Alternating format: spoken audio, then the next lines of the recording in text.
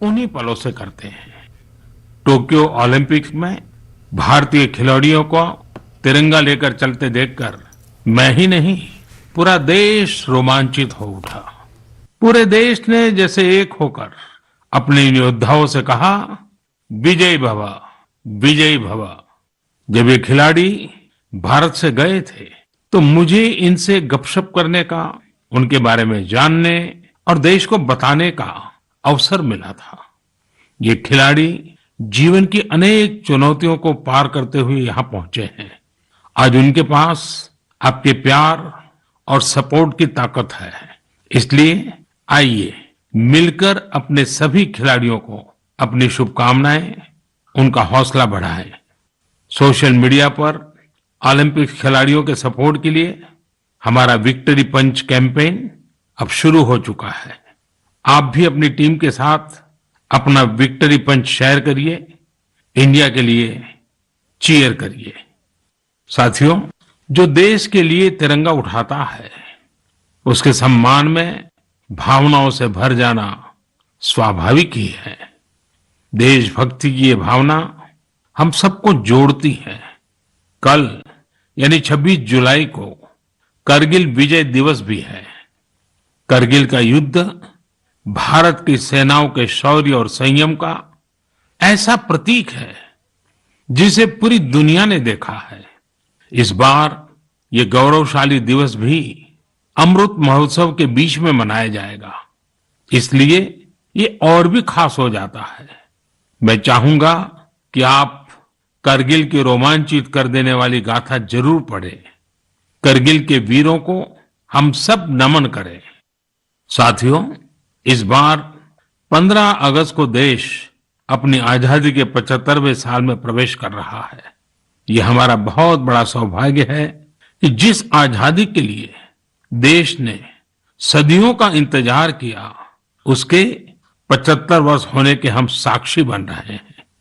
आपको याद होगा, आजादी के 75 साल मनाने के लिए 12 मार्च को बापू के साबरमती आश्रम से अमृत महोत्सव की शुरुआत हुई थी।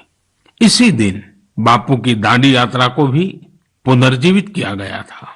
तब से जम्मू कश्मीर से लेकर पुडुचेरी तक, गुजरात से लेकर पूर्वोत्तर तक देश भर में अमृत महोत्सव से जुड़े कार्यक्रम चल रहे हैं। कई ऐसी घटनाएं, ऐसे स्वाधीनता सेनानी जिनका योगदान तो बहुत बड़ा है लेकिन उतनी चर्चा नहीं हो पाई, आज लोग उनके बारे में भी जान पा रहे हैं। अब जैसे मोइरांग डे को ही लीजिए। मणिपुर का छोटा सा कस्बा मोइरांग कभी नेताजी सुभाष चंद्र बोस की इंडियन नेशनल आर्मी यानी INA का एक प्रमुख ठिकाना था। यहां आजादी के पहले ही INA के कर्नल शौकत मलिक जी ने झंडा फहराया था। अमृत महोत्सव के दौरान 14 अप्रैल को उसी मोइरांग में एक बार फिर तिरंगा फहराया गया। ऐसे कितने ही स्वाधीनता सेनानी और महापुरुष हैं जिन्हें अमृत महोत्सव में देश याद कर रहा है। सरकार और सामाजिक संगठनों की तरफ से भी लगातार इससे जुड़े कार्यक्रम आयोजित किए जा रहे हैं। ऐसा ही एक आयोजन इस बार 15 अगस्त को होने जा रहा है। ये एक प्रयास है राष्ट्रगान से जुड़ा हुआ। सांस्कृतिक मंत्रालय की कोशिश है कि इस दिन ज्यादा से ज्यादा भारतवासी मिलकर राष्ट्रगान गाएं। इसके लिए एक वेबसाइट भी बनाई गई है, राष्ट्रगान.in। इस वेबसाइट की मदद से आप राष्ट्रगान गाकर उसे रिकॉर्ड कर पाएंगे, इस अभियान से जुड़ पाएंगे। मुझे उम्मीद है आप इस अनोखी पहल से जरूर जुड़ेंगे। इसी तरह के बहुत सारे अभियान, बहुत सारे प्रयास आपको आने वाले दिनों में देखने को मिलेंगे। अमृत महोत्सव किसी सरकार का कार्यक्रम नहीं, किसी राजनीतिक दल का कार्यक्रम नहीं, यह कोटि कोटि भारतवासियों का कार्यक्रम है। हर स्वतंत्र और कृतज्ञ भारतीय का अपने स्वतंत्रता सेनानियों को नमन है। और इस महोत्सव की मूल भावना का विस्तार तो बहुत विशाल है। ये भावना है अपने स्वाधीनता सेनानियों के मार्ग पर चलना, उनके सपनों का देश बनाना। जैसे देश की आजादी के मतवाले स्वतंत्रता के लिए एकजुट हो गए थे, वैसे ही हमें देश के विकास के लिए एकजुट होना है। हमें देश के लिए जीना है, देश के लिए काम करना है और इसमें छोटे छोटे प्रयास भी बड़े नतीजे ला देते हैं। रोज के कामकाज करते हुए भी हम राष्ट्र निर्माण कर सकते हैं। जैसे वोकल फॉर लोकल, हमारे देश के स्थानीय उद्यमियों, आर्टिस्टों, शिल्पकारों, बुनकरों को सपोर्ट करना हमारे सहज स्वभाव में होना चाहिए। 7 अगस्त को आने वाला नेशनल हैंडलूम डे एक ऐसा अवसर है जब हम प्रयास पूर्वक भी ये काम कर सकते हैं। नेशनल हैंडलूम डे के साथ बहुत ऐतिहासिक पृष्ठभूमि जुड़ी हुई है। इसी दिन 1905 में स्वदेशी आंदोलन की शुरुआत हुई थी। साथियों, हमारे देश के ग्रामीण और आदिवासी इलाकों में हैंडलूम कमाई का बहुत बड़ा साधन है। ये ऐसा क्षेत्र है जिससे लाखों महिलाएं, लाखों बुनकर, लाखों शिल्पी जुड़े हुए हैं। आपके छोटे छोटे प्रयास बुनकरों में एक नई उम्मीद जगाएंगे। आप स्वयं कुछ न कुछ खरीदें और अपनी बात दूसरों को भी बताएं। और जब हम आजादी के 75 साल मना रहे हैं, तब तो इतना करना हमारी जिम्मेवारी बनती ही है भाइयों। आपने देखा होगा, साल 2014 के बाद से ही मन की बात में हम अक्सर खादी की बात करते हैं।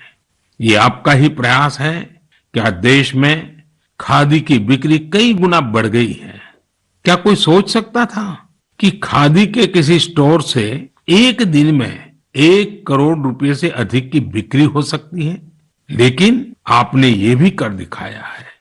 आप जब भी कहीं पर खादी का कुछ खरीदते हैं तो इसका लाभ हमारे गरीब बुनकर भाइयों बहनों को ही होता है। इसलिए खादी खरीदना एक तरह से जन सेवा भी है, देश सेवा भी है। मेरा आपसे आग्रह है कि आप सभी मेरे प्यारे भाइयों बहनों ग्रामीण इलाकों में बन रहे हैंडलूम प्रोडक्ट्स जरूर खरीदें और उसे #myhandloom mypride के साथ शेयर करें। साथियों, बात जब आजादी के आंदोलन और खादी की हो तो पूज्य बापू का स्मरण होना स्वाभाविक है। जैसे बापू के नेतृत्व में भारत छोड़ो आंदोलन चला था, वैसे ही आज हर देशवासी को भारत जोड़ो आंदोलन का नेतृत्व करना है। यह हमारा कर्तव्य है कि हम अपना काम ऐसे करें जो विविधताओं से हमारे भारत को जोड़ने में मददगार हो। तो आइए हम अमृत महोत्सव को ये अमृत संकल्प लें कि देश ही हमारी सबसे बड़ी आस्था, सबसे बड़ी प्राथमिकता बना रहेगा। नेशन फर्स्ट, ऑलवेज फर्स्ट के मंत्र के साथ ही हमें आगे बढ़ना है। मेरे प्यारे देशवासियों, आज मैं मन की बात सुन रहे मेरे युवा साथियों का विशेष आभार व्यक्त करना चाहता हूं। अभी कुछ दिन पहले ही माय गॉव की ओर से मन की बात के श्रोताओं को लेकर एक स्टडी की गई थी। इस स्टडी में ये देखा गया कि मन की बात के लिए संदेश और सुझाव भेजने वालों में प्रमुखतः कौन लोग हैं। स्टडी के बाद ये जानकारी सामने आई कि संदेश और सुझाव भेजने वालों में से करीब करीब 75% लोग 35 वर्ष की आयु से कम के होते हैं। यानी भारत की युवा शक्ति के सुझाव मन की बात को दिशा दे रहे हैं। मैं इसे बहुत अच्छे संकेत के रूप में देखता हूं। मन की बात एक ऐसा माध्यम है जहां सकारात्मकता है, संवेदनशीलता है। मन की बात में हम पॉजिटिव बातें करते हैं। इसका कैरेक्टर कलेक्टिव है।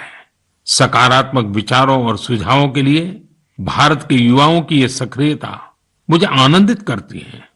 मुझे इस बात की भी खुशी है कि मन की बात के माध्यम से मुझे युवाओं के मन को भी जानने का अवसर मिलता है। साथियों, आप लोगों से मिले सुझाव ही मन की बात की असली ताकत है। आपके सुझाव ही मन की बात के माध्यम से भारत की विविधता को प्रकट करते हैं। भारतवासियों के सेवा और त्याग की खुशबू को चारों दिशाओं में फैलाते हैं। हमारे मेहनत कश युवाओं के इनोवेशन से सबको प्रेरित करते हैं। मन की बात में आप कई तरह के आइडियाज भेजते हैं। हम सभी पर तो चर्चा नहीं कर पाते, लेकिन उनमें से बहुत से आइडियाज को मैं संबंधित विभागों को जरूर भेजता हूं ताकि उन पर आगे काम किया जा सके। साथियों, मैं आपको साई प्रणीत जी के प्रयासों के बारे में बताना चाहता हूं। साई प्रणीत जी एक सॉफ्टवेयर इंजीनियर है, आंध्र प्रदेश के रहने वाले हैं। पिछले वर्ष उन्होंने देखा कि उनके यहाँ मौसम की मार की वजह से किसानों को काफी नुकसान उठाना पड़ा था। मौसम विज्ञान में उनकी दिलचस्पी बरसों से थी, इसलिए उन्होंने अपनी दिलचस्पी और अपने टैलेंट को किसानों की भलाई के लिए इस्तेमाल करने का फैसला किया। अब वे अलग अलग डेटा सोर्सेज से वेदर डेटा खरीदते हैं, उसका विश्लेषण करते हैं और स्थानीय भाषा में अलग अलग माध्यमों से किसानों के पास जरूरी जानकारी पहुंचाते हैं। वेदर अपडेट्स के अलावा प्रणीत जी अलग अलग क्लाइमेट कंडीशंस में लोगों को क्या करना चाहिए गाइडेंस भी देते हैं। खासकर बाढ़ से बचने के लिए या फिर तूफान या बिजली गिरने पर कैसे बचा जाए, इस बारे में भी वो लोगों को बताते हैं। साथियों, एक और इस नौजवान सॉफ्टवेयर इंजीनियर का यह प्रयास दिल को छूने वाला है, तो दूसरी ओर हमारे एक साथी के द्वारा किया जा रहा टेक्नोलॉजी का उपयोग भी आपको अचंभित कर देगा। ये साथी हैं ओडिशा के संबलपुर जिले के एक गांव में रहने वाले श्रीमान इसाक मुंडा जी। इसाक जी कभी एक दिहाड़ी मजदूर के रूप में काम करते थे, लेकिन अब वे एक इंटरनेट सेंसेशन बन गए हैं। अपने यूट्यूब चैनल से वो काफी रुपये कमा रहे हैं। वे अपने वीडियोस में स्थानीय व्यंजन, पारंपरिक खाना बनाने के तरीके, अपने गांव, अपनी लाइफस्टाइल, परिवार और खान पान की आदतों को प्रमुखता से दिखाते हैं। एक यूट्यूबर के रूप में उनकी यात्रा मार्च 2020 में शुरू हुई थी, जब उन्होंने ओडिशा के मशहूर स्थानीय व्यंजन पखाल से जुड़ा एक वीडियो पोस्ट किया था। तब से वे सैकड़ों वीडियो पोस्ट कर चुके हैं। उनका यह प्रयास कई कारणों से सबसे अलग है, खासकर इसलिए कि इससे शहरों में रहने वाले लोगों को वो जीवन शैली देखने का अवसर मिलता है जिसके बारे में वे बहुत कुछ नहीं जानते। इसाक मुंडा जी कल्चर और कुजिन दोनों को बराबर मिलाकर के सेलिब्रेट कर रहे हैं और हम सबको प्रेरणा भी दे रहे हैं। साथियों, जब हम टेक्नोलॉजी की चर्चा कर रहे हैं तो मैं एक और इंटरेस्टिंग विषय की चर्चा करना चाहता हूं। आपने हाल फिलहाल में पढ़ा होगा, देखा होगा कि आईआईटी मद्रास के एलुमनी द्वारा स्थापित एक स्टार्टअप ने एक 3D प्रिंटेड हाउस बनाया है। 3D प्रिंटिंग करके घर का निर्माण, आखिर ये हुआ कैसे? दरअसल इस स्टार्टअप ने सबसे पहले 3D प्रिंटर में एक 3 डायमेंशनल डिजाइन को फीड किया और फिर एक विशेष प्रकार के कंक्रीट के माध्यम से लेयर बाय लेयर एक 3D स्ट्रक्चर फैब्रिकेट कर दिया। आपको यह जानकर खुशी होगी कि देश भर में इस प्रकार के कई प्रयोग हो रहे हैं। एक समय था जब छोटे छोटे कंस्ट्रक्शन के काम में भी वर्षों लग जाते थे, लेकिन आज टेक्नोलॉजी की वजह से भारत में स्थिति बदल रही है। कुछ समय पहले हमने दुनिया भर की ऐसी इनोवेटिव कंपनीज को आमंत्रित करने के लिए एक global housing technology challenge launch किया था। ये देश में अपनी तरह का, अलग तरह का अनोखा प्रयास है, इसलिए हमने इन्हें लाइट हाउस प्रोजेक्ट्स का नाम दिया। फिलहाल देश में 6 अलग अलग जगहों पर लाइट हाउस प्रोजेक्ट्स पर तेजी से काम चल रहा है। इन लाइट हाउस प्रोजेक्ट्स में मॉडर्न टेक्नोलॉजी और इनोवेटिव तौर तरीकों का इस्तेमाल किया जाता है। इससे कंस्ट्रक्शन का टाइम कम हो जाता है, साथ ही जो घर बनते हैं वो अधिक टिकाऊ, किफायती और आरामदायक होते हैं। मैंने हाल ही में ड्रोन्स के जरिए इन प्रोजेक्ट्स की समीक्षा भी की और कार्य की प्रगति को लाइव देखा। इंदौर के प्रोजेक्ट में ब्रिक और मोर्टार वॉल्स की जगह pre fabricated sandwich panel system का इस्तेमाल किया जा रहा है। राजकोट में लाइट हाउस फ्रेंच टेक्नोलॉजी से बनाए जा रहे हैं, जिनमें टनल के जरिए मोनोलिथिक कंक्रीट कंस्ट्रक्शन टेक्नोलॉजी का इस्तेमाल हो रहा है। इस टेक्नोलॉजी से बने घर आपदाओं का सामना करने में कहीं अधिक सक्षम होंगे। चेन्नई में अमेरिका और फिनलैंड की technologies pre cast concrete system का उपयोग किया जा रहा है। इससे मकान जल्दी भी बनेंगे और लागत भी कम आएगी। रांची में जर्मनी के 3D कंस्ट्रक्शन सिस्टम का प्रयोग करके घर बनाए जाएंगे। इसमें हर कमरे को अलग से बनाया जाएगा, फिर पूरे स्ट्रक्चर को उसी तरह जोड़ा जाएगा जैसे ब्लॉक टॉयज को जोड़ा जाता है। अगरतला में न्यूजीलैंड की टेक्नोलॉजी का उपयोग कर स्टील फ्रेम के साथ मकान बनाए जा रहे हैं, जो बड़े भूकंप को झेल सकते हैं। वहीं लखनऊ में कनाडा की टेक्नोलॉजी का इस्तेमाल किया जा रहा है। इसमें प्लास्टर और पेंट की जरूरत नहीं होगी और तेजी से घर बनाने के लिए पहले से ही तैयार दीवारों का प्रयोग किया जाएगा। साथियों, आज देश में ये प्रयास हो रहा है कि ये प्रोजेक्ट इंक्यूबेशन सेंटर्स की तरह काम करे। इससे हमारे प्लानर्स, आर्किटेक्ट्स, इंजीनियर्स और स्टूडेंट्स नई टेक्नोलॉजी को जान सकेंगे और उसका एक्सपेरिमेंट भी कर पाएंगे। मैं इन बातों को खास तौर पर अपने युवाओं के लिए साझा कर रहा हूं, ताकि हमारे युवा राष्ट्र हित में टेक्नोलॉजी के नए नए क्षेत्रों की ओर प्रोत्साहित हो सके। मेरे प्यारे देशवासियों, आपने अंग्रेजी की एक कहावत सुनी होगी, to learn is to grow, यानी सीखना ही आगे बढ़ना है।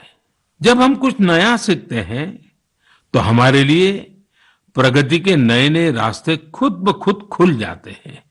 जब भी कहीं लीक से हटकर कुछ नया करने का प्रयास हुआ है, मानवता के लिए नए द्वार खुले हैं, एक नए युग का आरंभ हुआ है।